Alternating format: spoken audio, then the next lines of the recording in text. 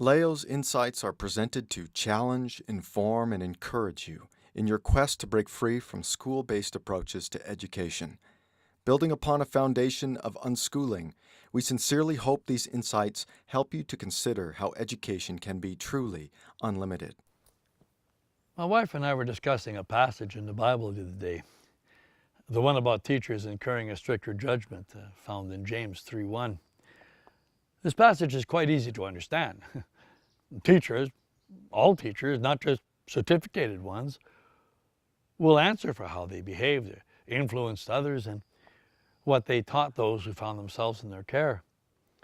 I've always been a bit nervous about this passage, knowing that as a lifelong teacher, I will render an account for how I affected or infected those who cross my path. Indeed, it is fair to say that everyone will be judged on the same basis, but it should also be obvious that one whose calling and career is teaching will have an opportunity to influence many more people and so have more to account for. Please understand, however, that as much as I have had opportunity to influence children, I have always clearly understood that my job was to assist parents, not replace them. I was merely acting in loco parentis. This attitude resulted in my having less than a handful of confrontation with parents in my entire career. And in the rare event that this did happen, I succeeded every time by reminding the parents that I worked on their behalf to help them fulfill their responsibility to teach their children. Nobody argued this point.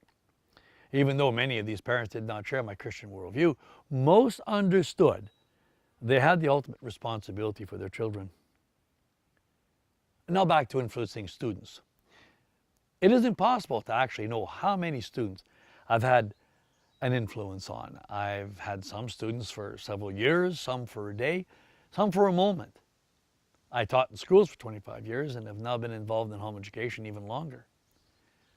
So when my wife and I tried estimating how many students I've had the good pleasure of meeting in my career, we came up with a number that really got me worried about that passage in the Bible. We've estimated that I have spoken into the lives of as many as 20,000 souls. And that was a very conservative estimate of students, not people in general. I cannot say that every one of these lives was changed by my involvement. I assume most simply went through the motions of being a student under my care. But I can say that I valued them all. Every student was important to me. Everyone had special needs. And so I paid no attention to the school's coding system.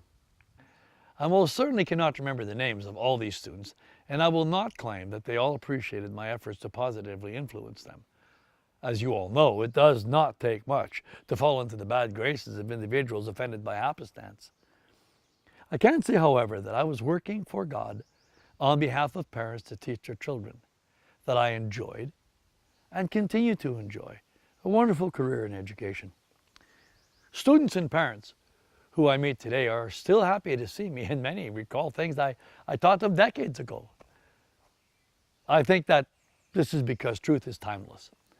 Praise God, from whom all truth and blessings flow. Before I get into this story about Matthew, I believe that I need to explain how a school typically works.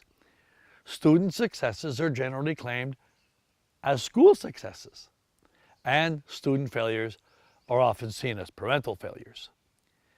There is good reason they say that teaching in public schools is a good job if you can get it. It is structured in such a way that teachers are rarely at fault. While claiming to know more than parents, school staff are quick to pass student issues off as parent problems, when most often it is a system that is at fault. On the other hand, student issues, especially if they can be coded as some sort of special needs, bring much more money to the school. Usually schools fight parents when they determine to bring their special needs child to be educated at home because it results in a reduction of income for the school. I cannot count how many times we as home education providers have had to deal with this one. Another thing that I must share with you is that the face you see on the outside of the school is usually much different than the face you would see from the inside. School marquees are littered with wonderful sounding platitudes such as student-centered success for everyone, but These are mostly empty words used in a game called marketing. Another thing, I learned to avoid going to the staff lounge when I was a teacher because I found it to be a den of iniquity. A place where teachers and staff expressed how they really felt. Not that all teachers are evildoers involved in various forms of debauchery, but the talk respecting students and parents was often, if not usually, negative, condescending, and derogatory. I can honestly tell you that I had opportunity to question why some of these teachers were even there when they so obviously hated their jobs, and unfortunately, children also. In fairness, I have to say that there were many of my colleagues who were outstanding in their love for children and dedication to teaching. The problem, therefore, has always been and remains the luck of the draw. If your child ends up in a good teacher's class, okay, maybe great. But if not, trouble, tears, and turmoil.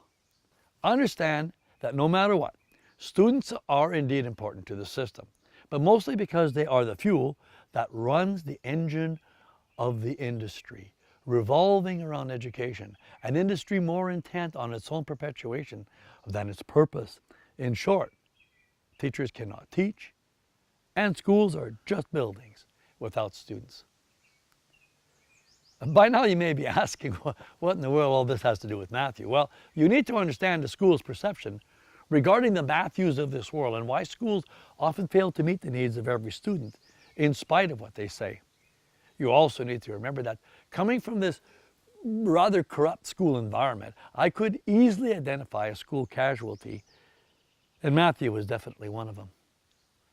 Matthew is only one of many thousands of students that I've had, and if, as stated earlier, they were all important to me, he must have been special for very specific reasons. Even though I have had many outstanding students over the years, Matthew remains one of the most outstanding in my career, not only because I was used of God to conduct a miracle in his life, but because God used him to validate my entire life's work. Next time, I will get into how we influence each other's lives.